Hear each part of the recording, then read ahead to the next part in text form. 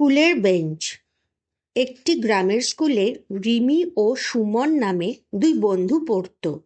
তারা দুজনেই একই বেঞ্চে বসত। একদিন ক্লাসে শিক্ষক দেখলেন যে বেঞ্চটিতে কেউ খোদাই করে নষ্ট করেছে।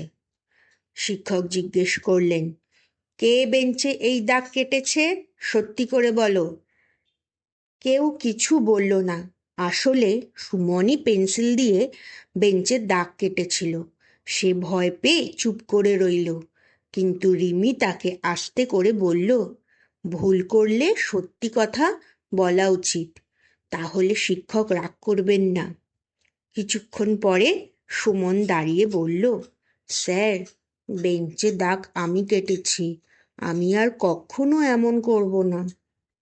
শিক্ষক রাগ না করে বললেন, তুমি ভুল করেছ, কিন্তু সত্যি বলার জন্য আমি তোমাকে ক্ষমা করলাম। স্কুলের জিনিস আমাদের সবার, তাই এগুলো যত্ন করে ব্যবহার করতে হবে। সেদিন থেকে সুমন বুঝল, স্কুলের জিনিস নিজের জিনিসের মতোই যত্ন করে রাখা উচিত। নীতি শিক্ষা: স্কুলের সম্পদ নষ্ট করা উচিত নয় এবং ভুল করলে সত্যি কথা বলা উচিত।